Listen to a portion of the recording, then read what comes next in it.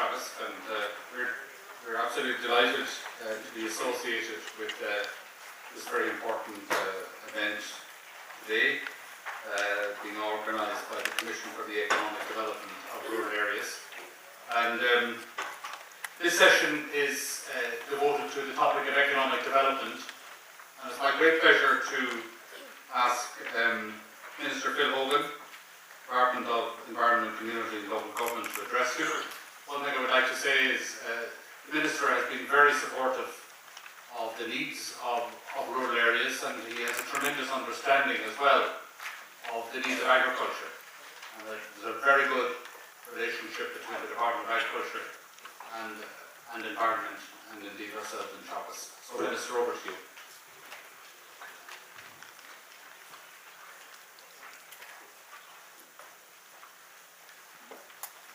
Thank you very much, Professor Boyle. Distinguished guests, ladies and gentlemen, thank you for the opportunity and the invitation to address this important gathering. I'm delighted to see so many people here right across the stakeholders in rural Ireland, whether they're practitioners on the ground directly in agriculture, or indirectly through community groups, or directly through all of the various agri-food businesses that we have right around the country. And my colleague, Minister Coveney, and I, when we established this commission in September 2012, it was established for the purpose of investigating the opportunities that I believe are there, and that all of us believe are there, facing the rural community, and particularly in the backdrop of the current economic climate. Change is never easy in terms of how you look at how things should be delivered, but certainly there is great opportunities in areas that perhaps people in rural areas did not think about before, particularly in the area of economic development. The role of the structures that we have at the moment are all being looked at with a view to how we can actually get most of the money, rather than administration, rather than on too many structures of duplication, out into the communities, to the individual, to the community, and to the people that want to establish the idea for the purpose of creating jobs. It is incumbent on all of us as policymakers to ensure that the frameworks that we have in place to support economic development, that they address the needs on the ground and support the need and the development of strong, resilient communities all over Ireland.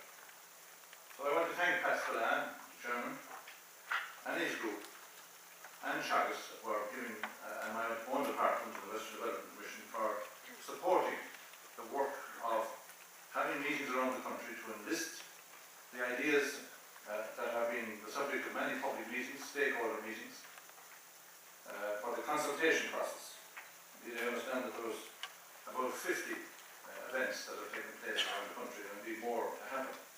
Needless to say, the Kerryman's enthusiasm and energy has driven a lot of us mad. But it is a humbling one to be part of Pat Spillane's team, because there's no way you get out of fulfilling your obligations. And that's exactly the type of person with enthusiasm and passion that she has shown over the years for rural areas. He certainly drives every one of us.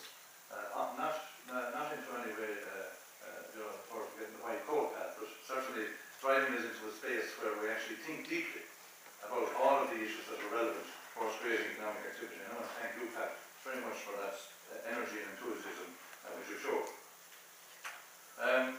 There are about 2,000 people involved in the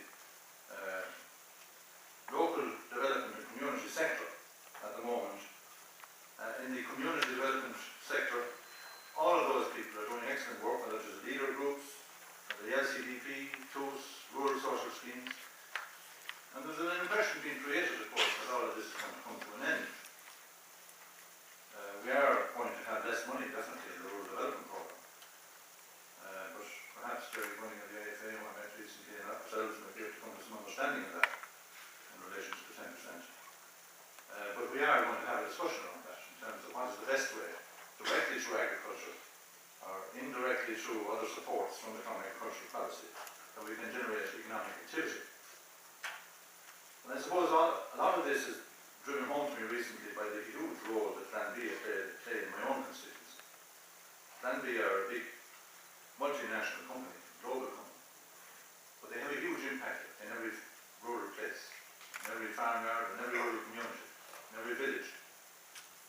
see that when you have direct employment of 100 people going to be employed in a new processing plant in South Kilkenny, to see the spin-off of 1,500 other jobs that will be created because of the service provision or the requirement for additional services by that particular plant in that particular part of the world demonstrates the huge contribution that agriculture and food and rural development is still playing and will continue to play.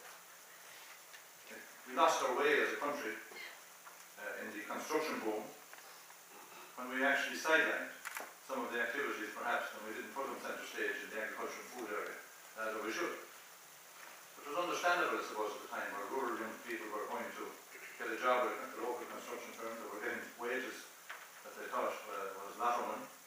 But I suppose, regrettably, on behalf of every one of us now, there is an adjustment taking place that's very harsh in terms of higher unemployment and the lack of opportunities, which unfortunately many people have to either go in the door or immigrate. And that's what this commission is established to do. What are the ideas that will be required in the next phase of our economic growth and development in order to ensure that we have a more sustainable way of doing our business and a more sustainable way of holding those jobs in our rural communities. I know that the Secretary General of my department was telling me right in the first session there today that there is a lot of ideas in this room in relation to how we can do that, and we want to harness that through this commission. The structures, and I want to thank the people in the ILDN who are working with our department at the moment. Sometimes there'll be ups and downs, and we know these things happen. But they're working as part of this working group with local government and with the community sector to see how we can actually ensure that we have the best of community and volunteerism in Ireland, and at the same time we're using structures that are there that we don't have to use other structures, so that most of the money goes, instead of administration, goes to the frontline services and to the projects. That's what my ambition is. And speaking to the acting chairman today, I think that we can make some progress in that regard if we have a will to do so on both sides. So I would ask that that would happen. I believe, Mr. President, that the local government structure is largely, while it has developed a very bad name over the years for various reasons, principally because of lack of power and lack of money, what we're doing now is empowering local communities through local authorities by giving and devolving a significant amount of power from central government and agencies to local level. I'm going to drive that legislation as far as I can to ensure that the county manager is the chief executive, that the board of directors are the people democratically elected, that the accountability in relation to people's, when they express their preferences in the ballot box, will be displayed very clearly in terms of the policies that they will pursue. Where there is an enabling provision now at local level through the local property tax and other opportunities to raise money locally, to set your own priorities at local level through these structures called local government, which have spare capacity, in my view. And at a time, I suppose, when we're expecting them to do that, it's worth reminding ourselves that 8,000 less people are in local government now than there was 3 years ago. There are savings made of €550 million since I became Minister for the Environment in local government. New ways of dealing with things in terms of sharing services, better IT, centralisation of HR and IT, new ways of dealing with procurement for essential public services, rather than maybe some cosy arrangements that have built up over the years. So the whole emphasis now in local government is frontline enterprise and economic activity, and all these savings are supposed to be put to the purpose through the elected representatives to reduce the cost of doing business, not just in rural areas but in urban areas, and that, I'm sure, will be welcomed by most people. We have a system in place where we don't need a chief fire officer in every county. We don't need a chief librarian in every county.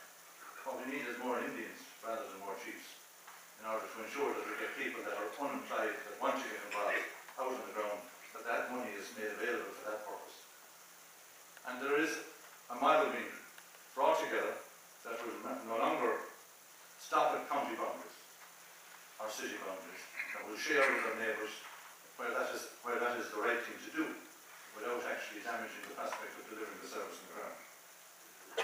So these are the changes that are being made at local level that the community and voluntary sector has to work with. And I think that there is model to the municipal government system at municipal level, where we can empower the community and voluntary sector again, who have been slightly dormant in micro areas, and particularly in electoral areas. They might be visible certainly at county level. But I think there is a lot more potential there in terms of getting new ideas and new input through the structures that are being developed at the moment at municipal governance level. So I want to conclude by saying that I'm an optimist about rural Ireland. I'm a farmer's son who have come up through rural Ireland and rural issues. I feel that that as Minister for the Environment, that I have a feel for local government delivery, a feel for how we can embrace and harness the potential in the proper structures that don't cost the earth but deliver effective services for our people. And I believe that this Commission, with the ideas that we're trying to implement, is all about people, about getting back to work, about getting our communities sustainable and viable again, and about helping whatever way we can in the context of scarce resources to avoid duplication and to ensure that we get the cooperation and support in the robust policy frameworks that we're trying to develop. I wish the conference well for the remainder of the day. Thank you.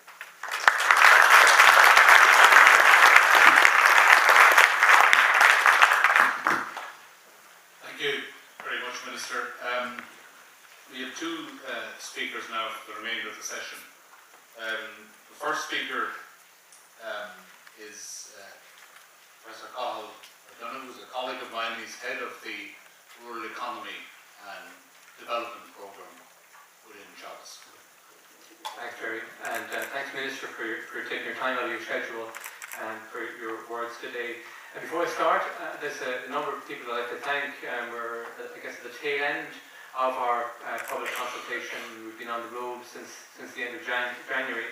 I guess in particular I'd like to thank and acknowledge the work of Pat Spillane, who's travelled length and breadth, and I guess you should be reminded that on his own steam, he's not being paid to do this. He's doing this in a voluntary capacity, as are other members of the Commission who are here today. So I'd just like to acknowledge the work and effort that these people have done in a voluntary capacity. I'd like to thank you, the audiences we've met up and down the country, and we have engaged with a very significant number of people in different formats and different locations, face-to-face and in terms of written consultations. And there still is time to make written submissions if you're interested. You have until the 30th of June at www.ruralireland.ie. I'd like to thank NUI Maynooth for providing facilities.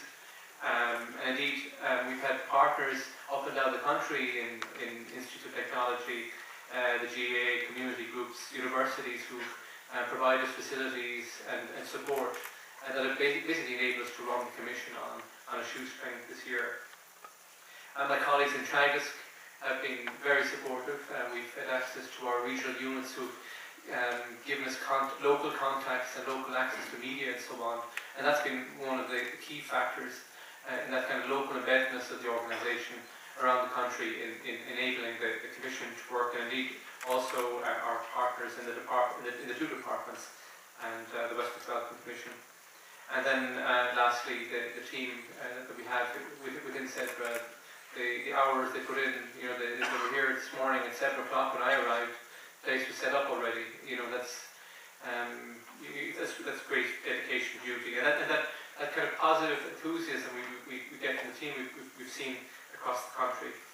What I'm going to focus on, and I'll try not to get too far behind schedule, is to talk about two areas of job creation that Pat Spillane referred to earlier on. Some rural resources and local economic analysis or development.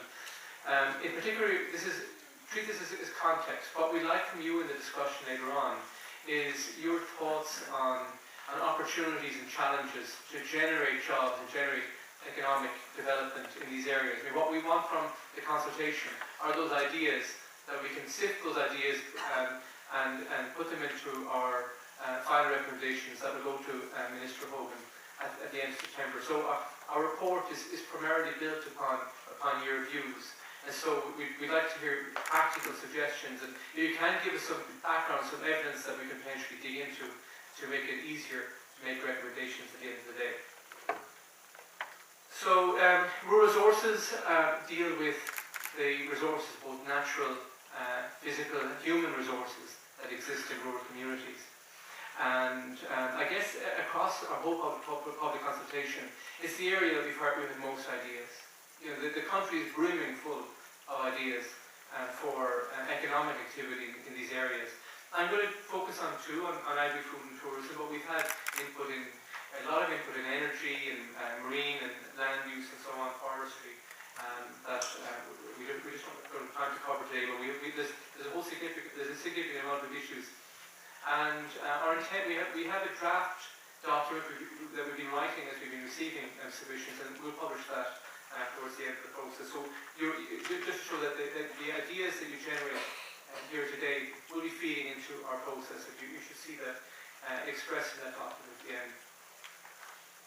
One of the main reasons why we in Teagasc are so focused on this as an issue, our core business is the agri-food sector, is that most farm households, a very significant portion of farm households, rely on income both on farm and off farm. And this graphic here is telling in terms of the impact of the economic downturn on the sector over the last few years. That dark line is the off-farm employment rate of farmers, and it rose steadily from about 30% up to a peak of over 40%. This is the most married couple farmers. And then 2 years after the crisis, so from 2008 to 2010, all that gain over the Celtic Tiger years, from over about 15 years, was wiped out. And so, as it happened in 2009, the sector faced quite a difficult price environment. So the farming sector would have been one of the sectors that was most hit by the economic downturn. So farm households are, amongst the rural households, a group that is in need of rural economic development, in need of the ideas that will come out of the Commission. But importantly also, the agri-food sector, as we'll see, is a sector that can contribute to economic regeneration and job creation. I should say that dotted line is the employment rate of the spouses, and that brings us back to some of David's numbers today, that grew steadily over time, and I guess as a function of the kind of sectors the spouses were working in, the effect hasn't been as great. But the farmers, because I guess primarily working in sectors where there were complementary skills like construction, were disproportionately hit by the downturn. This squiggly graphic here is the export performance relative to 2010 of the main exporting sectors in Ireland: agri-food, chemicals, machinery and equipment. And what that shows us is that the agri-food sector has bounced back very strongly from what was a very significant hit in 2009. And so over that period, exports have grown at a faster rate than all of the other major sectors. And essentially at the time of the crisis, the sector got together and put together the Food Harvest 2020 report, which gave, I guess, leadership to the whole sector and gave a focus for enhanced economic development. And we're seeing the impact of that now. Overall, on the left of that graphic, when you talk about agriculture, it's 2.5% of GDP. It doesn't sound that much, but its importance is the fact that there's a whole stream of upstream and downstream sectors that rely on the existence of a vibrant agricultural sector. So the processing sector worth about 7%. A former colleague of ours did a study just trying to look at the overall impact on what he called net export earnings. That's the money that comes in less the money that goes out. And because the sector is largely Irish owned, so that the profits are kept in the country. In fact, we're now, given our skills in the sector, developing multinationals like the Gandhias and Kerrys and so on, that profits are coming back to Ireland. And also because of the better domestic connectivity, that a lot of the inputs into the sector come from within Ireland. Although the sector, agri-food and the wider bioeconomy, generates 16% of exports, it generates 32% of net earnings. In fact, more recent numbers indicate that is rising. We did some work in Teagasc looking at the potential impact of the food harvest strategy. And I guess the main focus is on increasing volume of milk by about 50%, but also increasing value on the cattle and sheep side. And with relatively conservative estimates across the supply chain, we anticipate by 2020 that there will be 16,500 new jobs generated across the supply chain from that growth strategy. And the objective of the Cedra report is on to 2025. And the opportunities that will arise from increased milk production will arise post-2020 as well, and we'll see a potentially higher impact to that point. So, drawing upon the public consultation so far, we have a 76-page draft document at the moment in terms of just writing up the evidence that we've heard in terms of our consultation. The final document is going to be shorter. We're going to distill that down. But there are numerous examples of ideas that we've heard in our public consultation. But at a high level, I guess the key lesson is build upon the job strategies that exist already in agriculture. We're not going to reinvent the wheel. But I guess with the focus of what we're trying to do is how do we leverage as many jobs out of those existing development strategies, both up and down the supply chain. We've heard in a number of consultations about the blockages that exist. We heard them today. There are some gaps in enterprise supports and institutional supports. There are regulatory challenges. And even where regulations that allow an activity to happen, often the speed at which regulation is managed or planning processes undertaken are very, very long. And time means money in business. And so they can have a significant cost. And in particular, we heard some blockages in relation to the arts and food sector.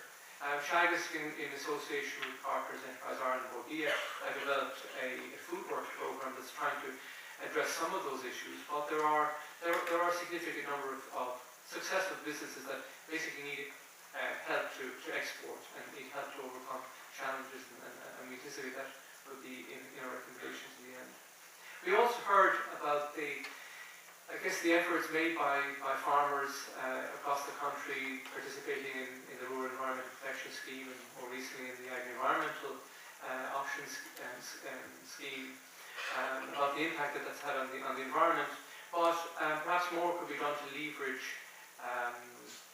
economic activity, maybe linking it to rural tourism, recreation opportunities. Heard a lot about opportunities in relation to farm forestry. We heard them today. On the biomass, some of the, one of the key issues is the lack of markets.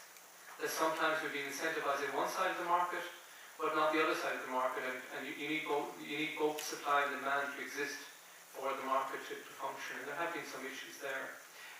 We have heard some innovative solutions.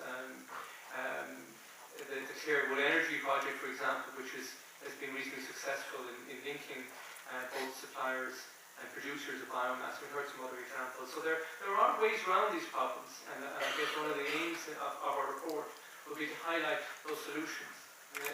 The Cedra report will be as much as possible about trying to identify solutions, not a cringe list of blockages and challenges. We're identifying the blockages, but we will need to be thinking about solutions.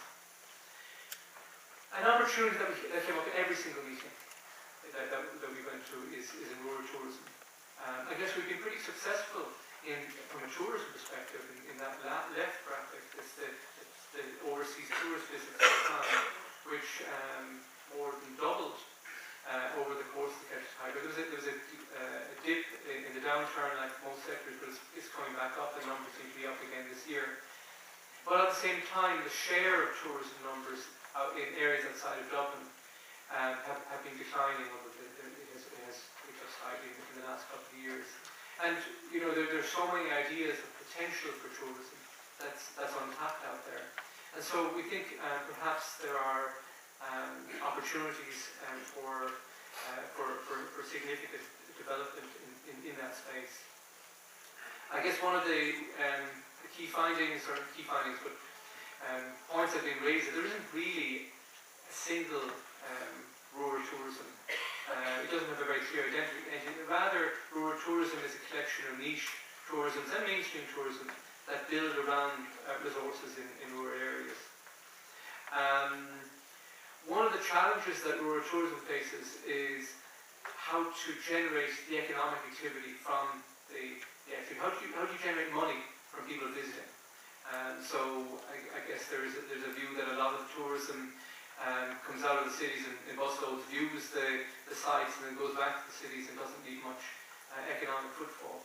And so a challenge for any development strategy there is to I guess get more money spent in the rural areas. A lot of skills and marketing gaps, coordination challenges. Again, like we saw in Kevin's slides earlier on today, a lot of agencies involved in the space in relation to businesses that are setting up in rural tourism.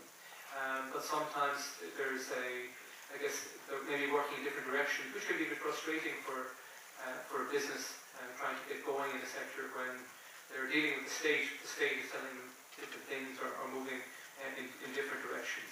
And we think that rural tourism, as by definition quite local, building local destinations, would be quite a good area for the LEOs, the local enterprise offices, to focus on in conjunction with national organisations like Water Ireland. The second section I'm going to focus on would be an analysis of some of the trends in the local economy and some ideas we've heard in the public consultation. And I guess the whole purpose of Cedra are those numbers that Pat quoted earlier on today, the 192% increase in unemployment in rural areas, the 115% increase in urban areas. I mean, these are shocking statistics. I mean, there are people behind those numbers, and we've been 5 years in the crisis now.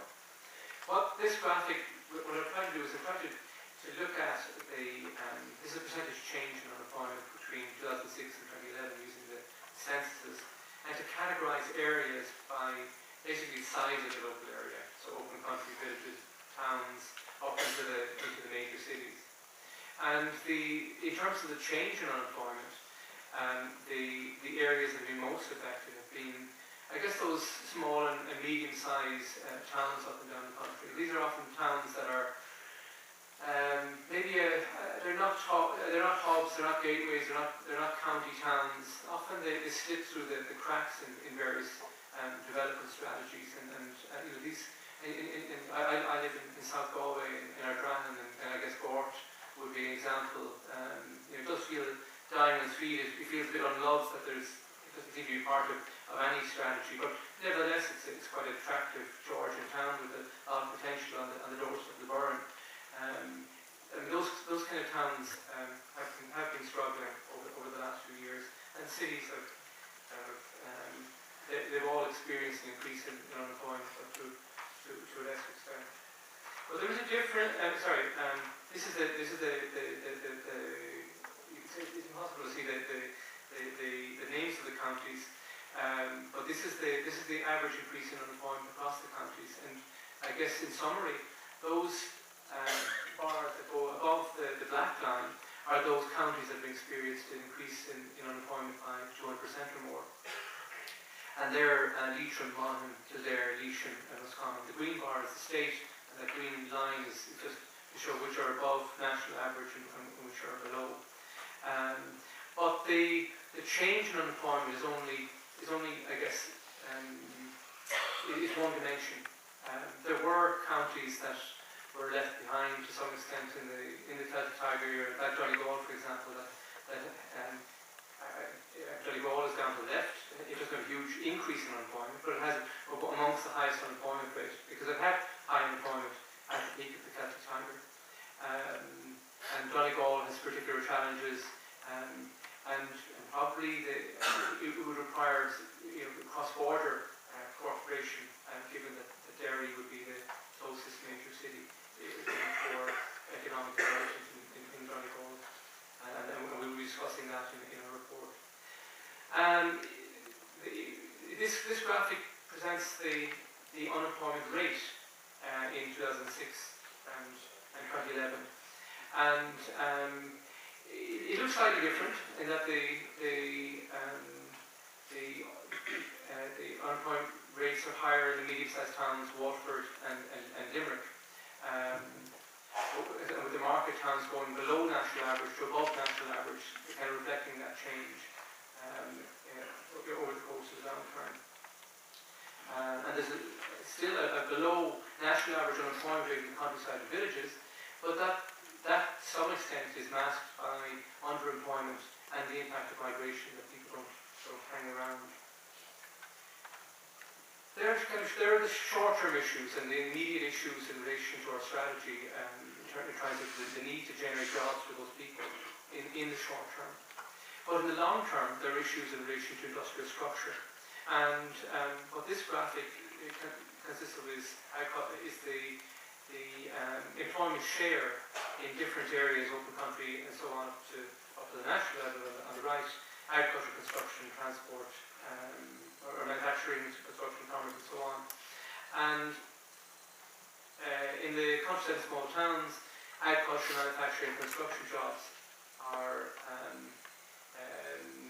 the most important sectors, with the importance of services getting more important as the town size increases.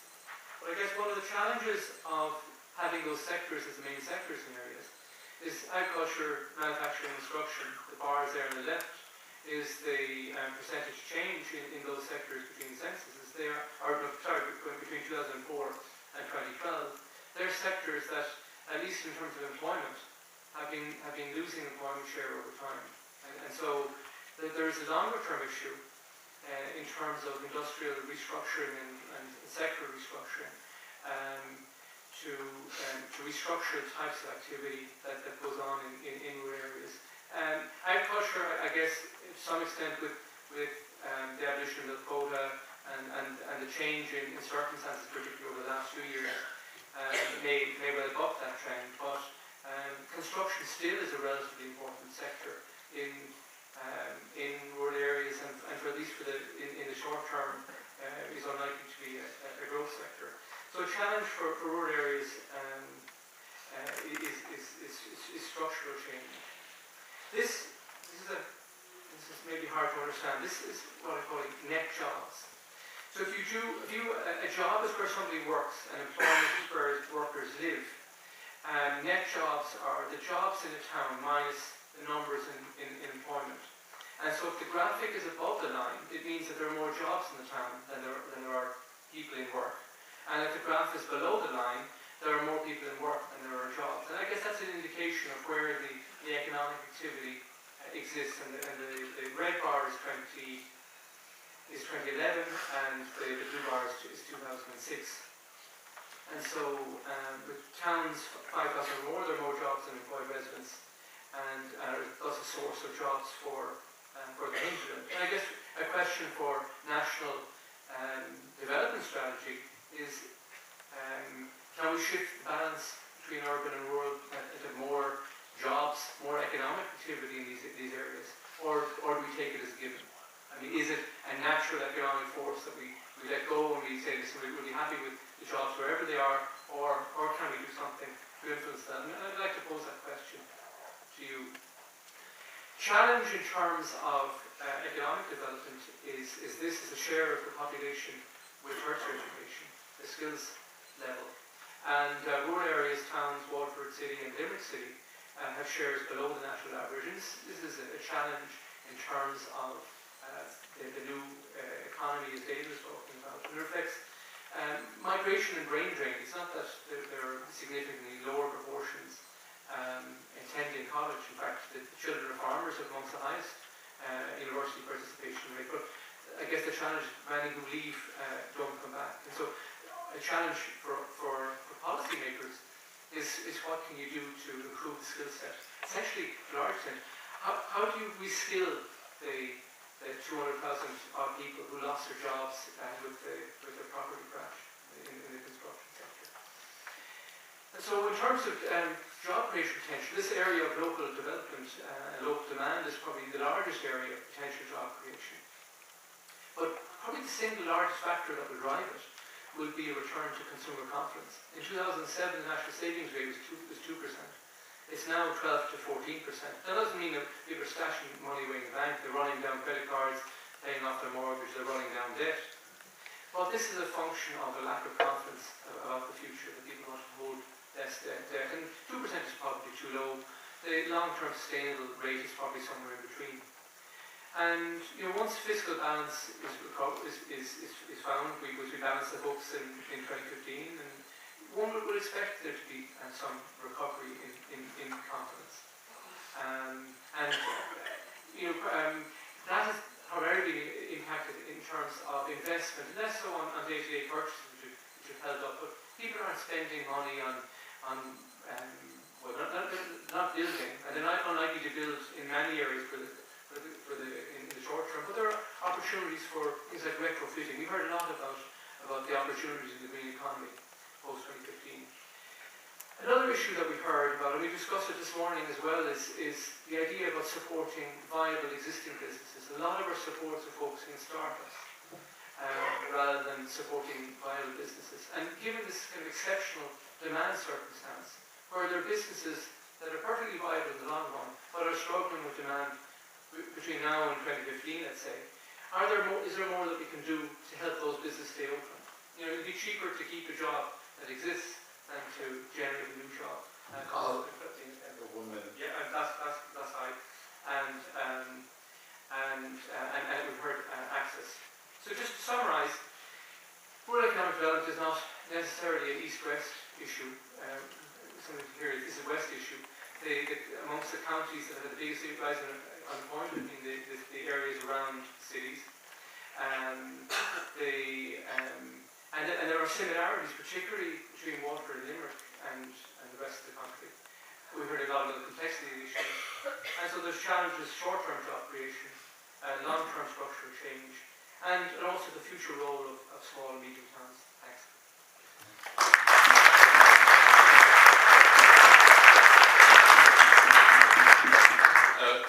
Like this morning, you'll have an opportunity for questions moderated by Damien O'Reilly, following the final speaker, who is Cedra. And Cedra is a policy analyst with the Western Development Commission.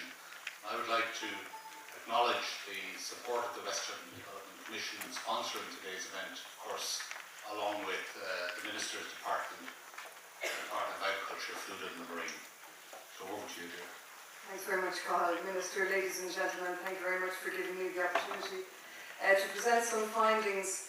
Essentially, it's a compilation of research that's being done focusing on 3 themes: rural commuting, skills and barriers to rural enterprise. I'm taking my cue from Pat, who suggests keeping the barriers to the end. So the outline of the presentation, I'll look at rural commuting to urban locations. I'll zone in on some skills and labour market issues associated with this. I'll look at some agency-assisted employment data, looking at where nationally agency-assisted employment is located, and within that then zoning in on the rural commuting element to agency-assisted employment, looking at 3 case studies, and finally the barriers to rural enterprise growth. And apologies, but we will be repeating some of the themes given that much has been discussed already today. So setting the scene, where do rural dwellers work? Looking at rural commuting to urban locations, here I'm using the definition of rural, the CSO definition, 1500 plus, based on the place of work census of anonymised records from the last census. So essentially we're looking at gateways, urban and rural areas. David had some data this morning which looked at the urban-rural linkages, and there are various definitional issues that will change the data, but this is about showing an overall pattern. In 2011, there was 1.77 million workers, of which 35.5% are rural dwellers. Looking at this data, the most important employment destination for rural dwellers is urban locations. 43.5%, and 37% work in rural areas. 10% are mobile workers. Many of these would have been in the construction industry, and 9% didn't answer. So of the total, 24% of rural dwellers work in smaller urban centres. These are centres of 1,500 plus, but excluding the gateways. And then of all those rural dwellers, 19% commute to work in the gateways. These are the NSS gateways as we know them. What do they work at? The rural dwellers working in the smaller urban locations are concentrated in 3 sectors, which combined account for 50% of that employment. Education and health, public administration and manufacturing in that order. And these are picking up on the themes of the genderised employment that was referred to earlier. So much female employment involved here. There's a similar concentration within the gateways, albeit in different sectors. Education and health is the same. Wholesale, retail, transport, accommodation and food, 20%. And information and communications technology, financial, real estate and professional administration employment accounting for close to 20% of that. Women comprise 44.5% of rural dwellers at work, but 62% of those commuting to the smaller urban locations, and 53% commuting to gateways. So the smaller urban locations, the county towns, similar sized locations are very important for supporting female employment from the rural dwelling population we're looking at. The age profile of these rural dwellers commuting to urban areas are younger than those working in rural areas. So over a third of rural dwellers working in rural areas is aged over 50 years, compared with less than a quarter of rural dwellers commuting to work in urban areas. The educational profile has been mentioned. Of those rural dwellers commuting to urban areas, the educational profile is different to that nationally. So 35% of the total working population nationally has third level education, but just 27% of rural dwellers have similar education levels. 22% of rural dwellers engaged in rural jobs have third level education, but 38% of rural dwellers commuting to the urban jobs have third level education, and this rises again when you look exclusively at those commuting to gateways. 44% of rural dwellers commute to gateways to work have third level education. Looking at some spatial skills data, at a regional level, the border and the southeast have a higher than average share of employment in agriculture, familiar to you all. In terms of high-tech manufacturing employment, nationally it accounts for 1/4 of the total, but it's very concentrated. So 23% of all high-tech manufacturing employment is in Dublin, 5% in the more rural Midland and border regions. In the West region, there's a high concentration of medium to high technology employment, close to 30%, a lot probably associated with the medical device companies. And picking up on a comment on information Kevin had earlier, the importance of micro-enterprises. Excluding Dublin, over 90% of our micro-enterprises employ less than 10 persons, and this obviously has implications for enterprise supports. In terms of labour demand, we have some regional data which shows us that across all regions, the most vacancies that are being advertised are for associate professional occupations, mainly in sales, coupled with labourers and personal service workers. But where are these vacancies? 38% are located in the Dublin region, followed by the southwest region. Characteristics of the unemployed. There's a similar age profile across regions. Under 25 years constitutes between 17 and 19% of all the unemployed, and it's highest in the Midland and border regions. The majority are male, over 60% in each of the regions. And the occupation of the unemployed is similar across regions. So in all regions, between 20 and 25% of the unemployed previously worked as craftspersons, reflecting the construction industry. The educational level too is similar across all regions. Those with higher second level accounted for the highest share of unemployment. Moving on to look at agency-assisted employment and the location profile of it. I'm drawing here on research from Pinchis Brownlock of this university. And he looked at what's called local urban fields, and he divided the country into 38 local urban fields, centred around centres with jobs of 1,500 or more. Overall, the picture is of increasing domination of national employment, with the three main cities, namely Dublin, Cork and Galway, accounting for 65% of all agency-assisted employment. I should say agency-assisted employment here refers to the Forfos Annual Employment Survey, which reflects IDA, Enterprise Ireland, Shannon Development and Údarás na Gaeltacht that supported jobs. The list there to the left is all those local urban fields which recorded a net increase in employment between 2001 and 2011. So Dublin, Cork and Galway had the majority by far, but those other named local urban fields also recorded net increases in this state-assisted employment.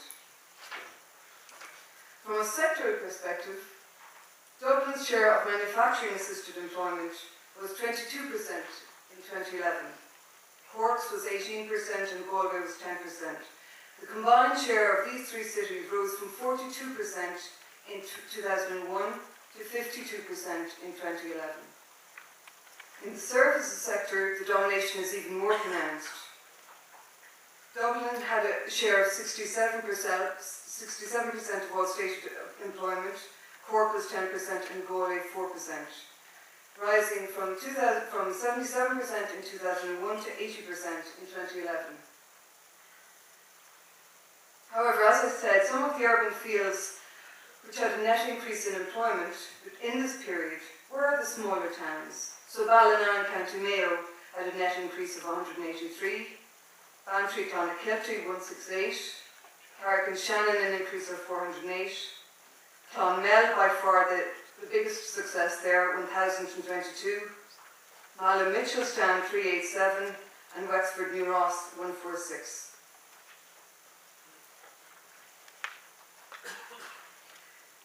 Therefore, the evidence indicates an increasing concentration of investment in large centres. Of course, not everywhere can or indeed should aspire to hosting large enterprises, but the issue of scale has largely been absent from the debate.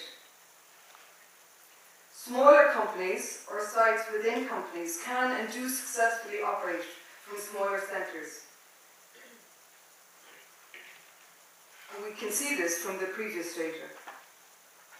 There's many examples, and I'm sure you're all familiar with them, of smaller companies operating from outside the large centres, accessing the skills they need, and surviving from pre-recession times and still there. There's examples too of companies locating in smaller centres, but within a commute of a larger centre, tapping into the skill space there. I'm thinking in particular of County Galway, where some small medical devices companies moved to places such as Gort and Loughrea to access the skills that were available from the larger catchment. There's advantages, as we know, to smaller rural locations. Lower costs, such as property costs, but many cite a more loyal workforce. And what we know to our cost is that labour is mobile. People follow jobs, and we know too well they emigrate for jobs. Migration within Ireland has been long the history of labour market policy in Ireland. But there's also reverse migration. And we saw evidence of this in the boom period, when many people were looking to move back, not just to Ireland, but to the west of Ireland, to the southwest of Ireland, the northwest. Especially as job opportunities became more plentiful. And we saw this in the Look West website, where people would register to show their interest to try and access the employment opportunities as they arose in the west. The next section I'm going to look at will focus in on the smaller gateways of Galway, Sligo and Waterford, those particularly with large rural hinterlands, to see the extent to which FDI employment is important for rural dwellers, but likewise, rural dwellers are an increasingly important part of the labour supply of FDI companies. So I looked at 3 case studies, Galway, Sligo and Waterford, to ascertain the extent to which rural dwellers form part of the labour supply of particularly IDA companies. So what do they work at and what skills do they have? In Galway, 16,000 people, rural dwellers, commute to the city, to the gateway, of which 25.6% of those commute to work in IDA business parks on the east of the city. In Sligo, the numbers are smaller, understandably. 6,760 rural dwellers commute to work in Sligo, of which 18.6% work in the IDA business parks there. And in Waterford, 6,600 rural dwellers work in the gateway, of which, similar to Galway, 25% work in the IDA business parks.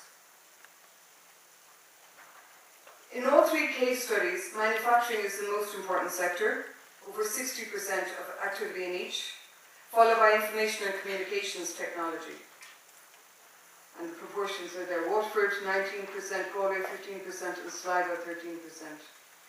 In terms of education levels, in all three, there's a higher share with third level education working in the gateway generally than in the IDA business parks. For gender profiles, in all three, there's a higher share of women working in the gateway, while the gender profile is reversed within the IDA business parks, where women are in the minority.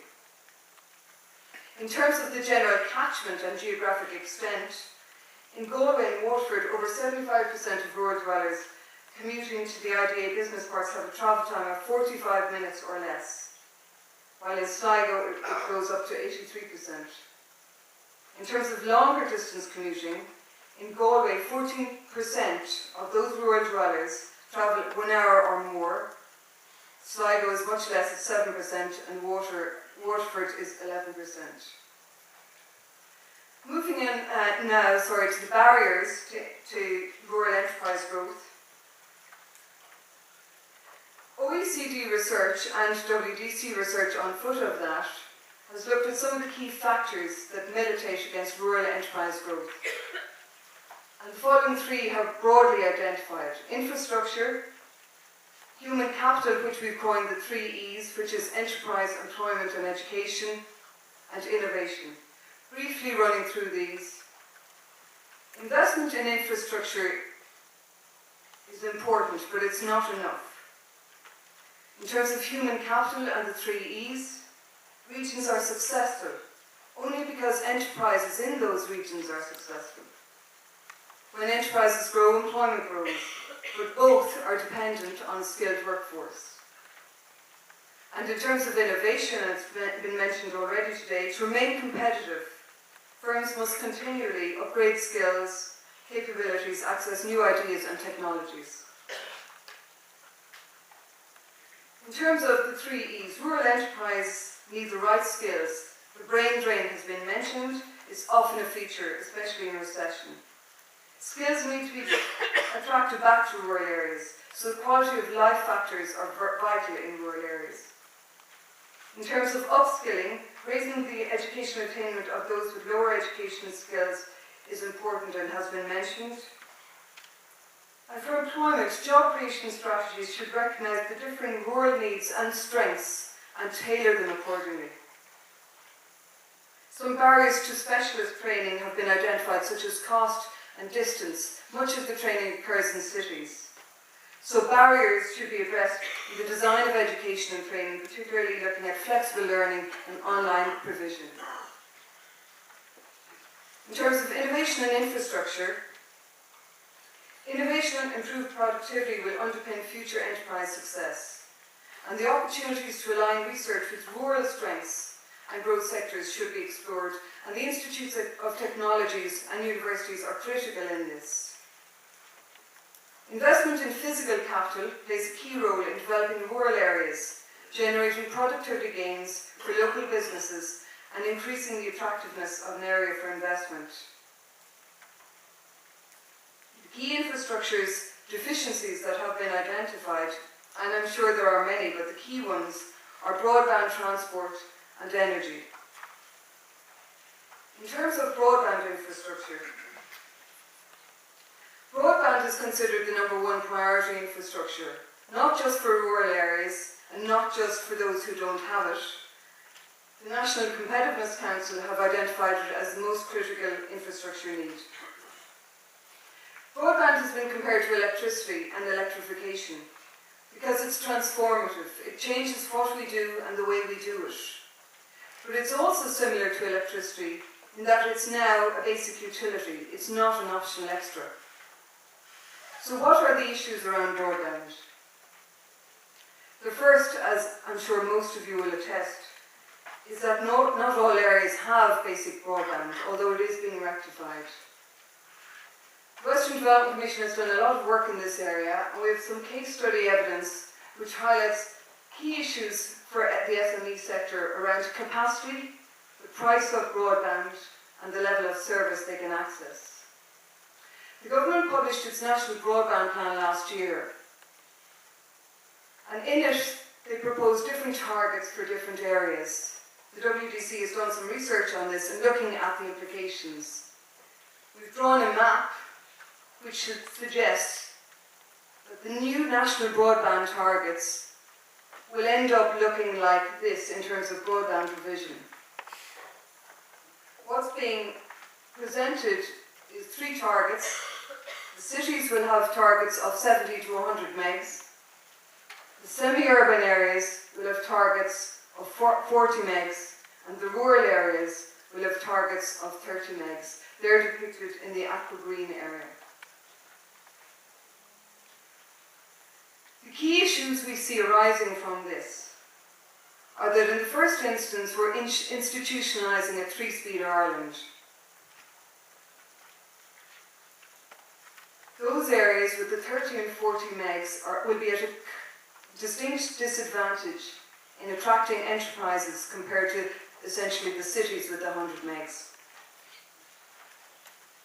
And while it seems really unlikely now when some of us are struggling with 2 megs and 5 megs, from an enterprise point of view, 30 megs will become the basic minimum. It will not be sufficient to access the range of services and to host rural businesses from rural areas.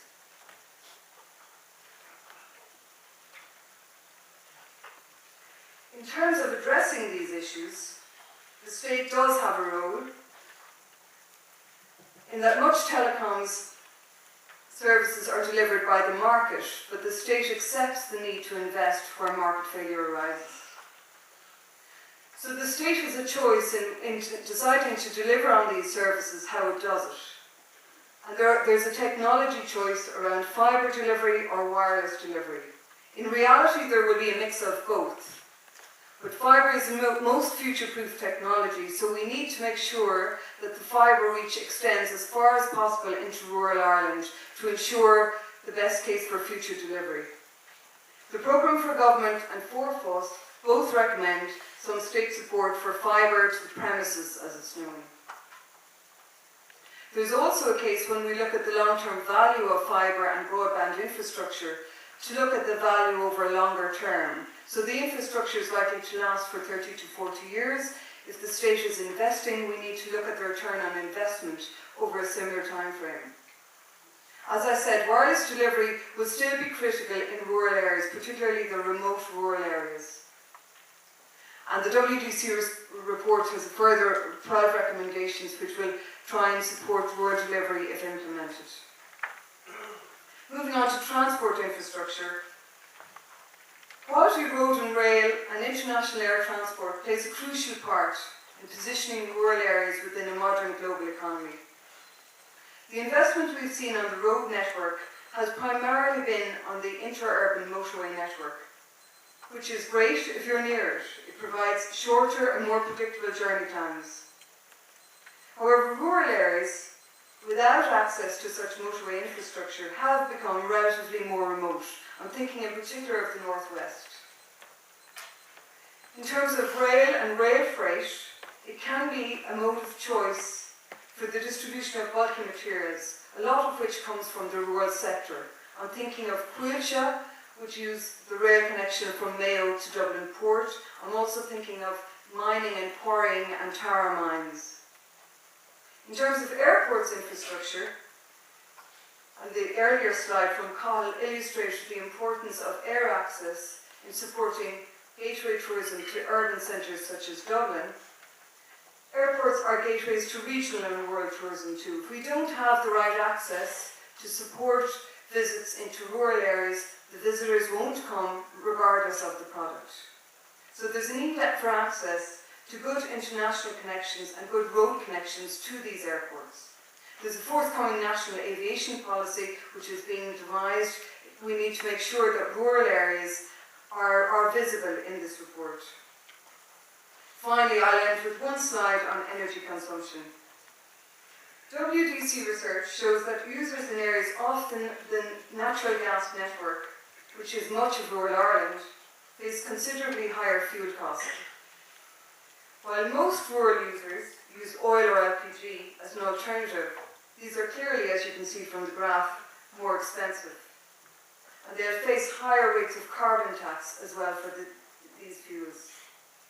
Wood chip is the cheaper alternative, available in rural areas, and with the potential to provide considerable benefits to the local rural economy, providing jobs there and keeping energy spending locally, again reiterating themes raised earlier.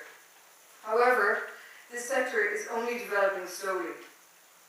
The WDC has a number of EU projects in this space, Rasarus and Biopad, promoting the use of biomass. And as I said, it needs further development. Thank you.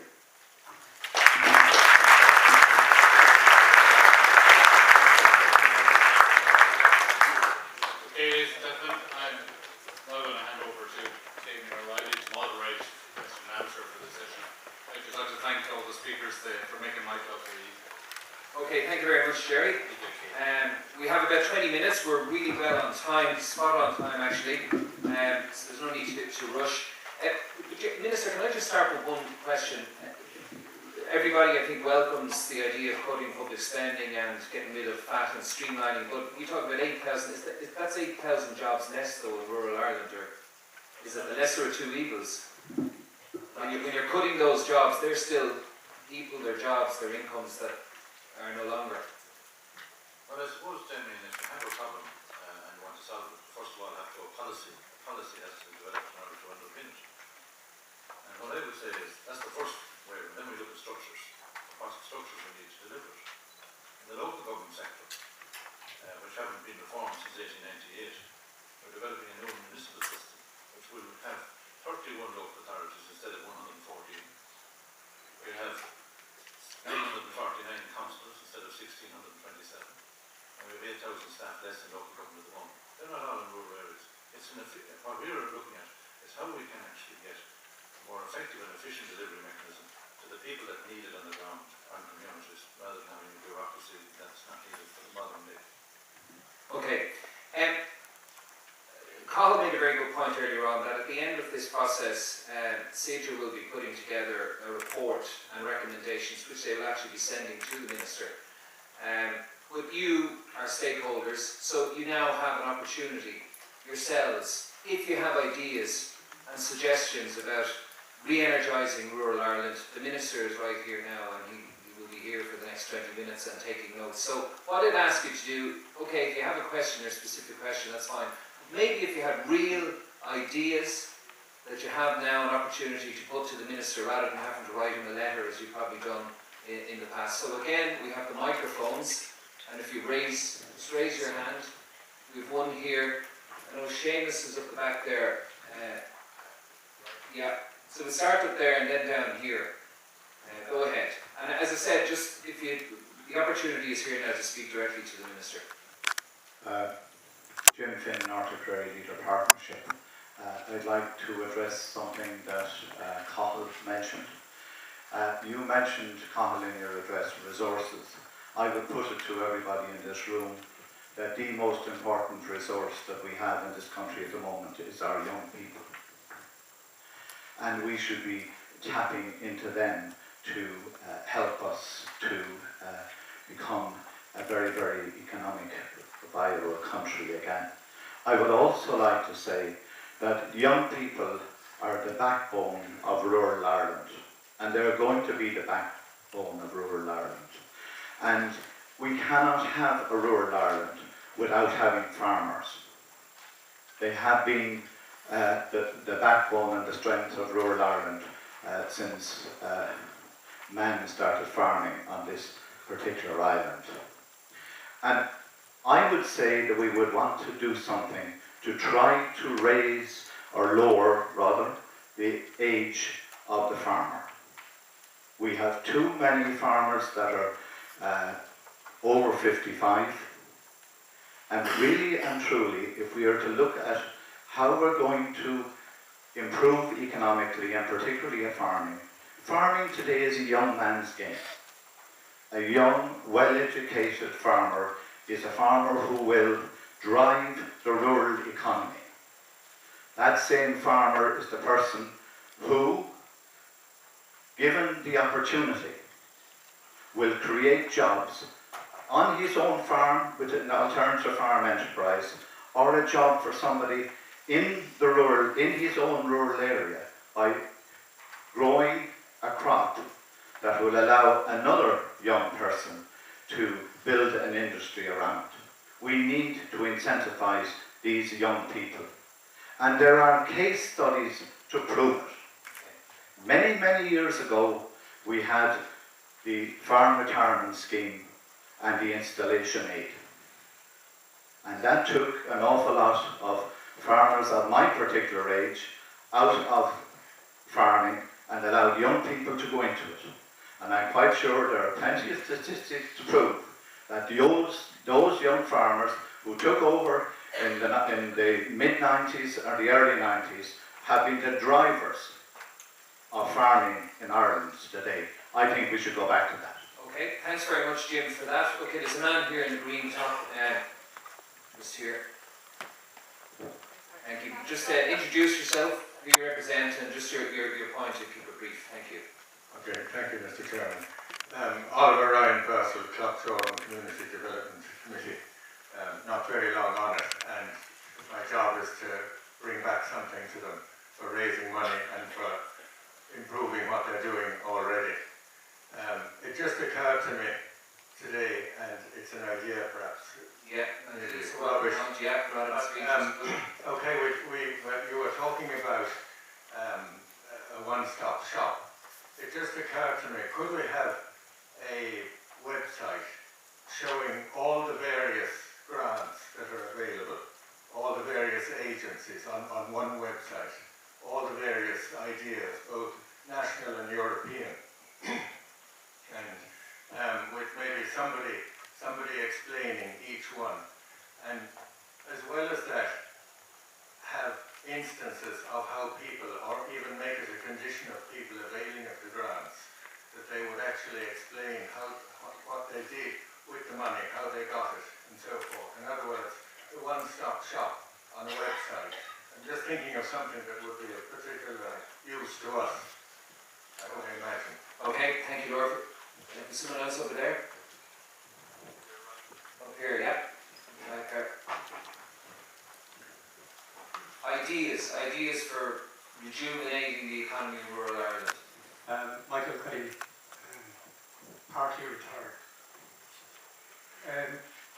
I would like to welcome the report that's been put together by Mr. Spillane and Colin Donovan.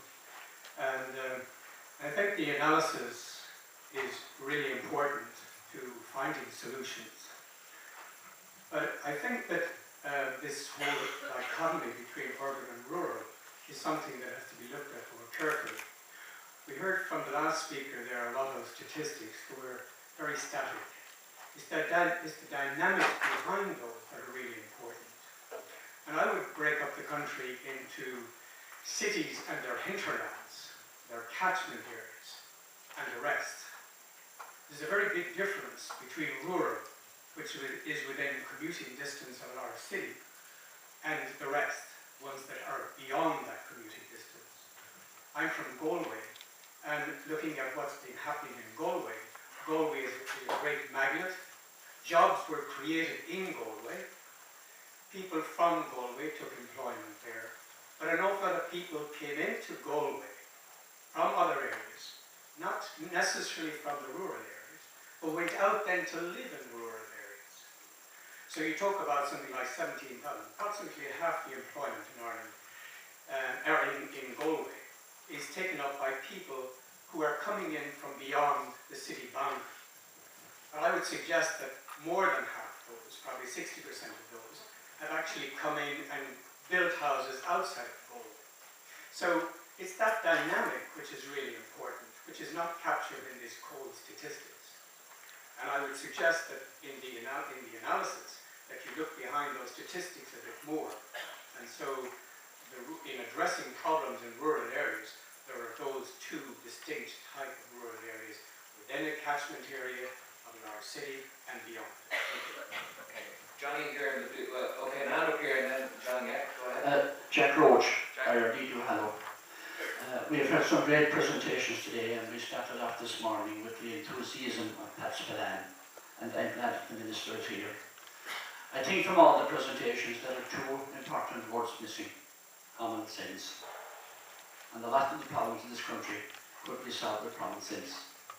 Well, the first thing I think we need to do is bureaucracy.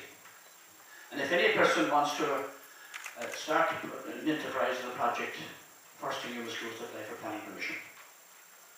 And the bureaucracy associated with that is now frightening. And coming from the same planners who allowed so much unsustainable development in this country, is that it brought this country to its knees. The other one, and we're not talking about reckless development without planning, but things going over the top. The same applies with health and safety and accessibility. If any small business today want to expand their business, the first thing they'll do is apply for planning permission. And the first visit they'll get will be from fire officer and accessibility officers. And the existing building, before they ever start, no doubt there will be €50,000 thrown on top of that.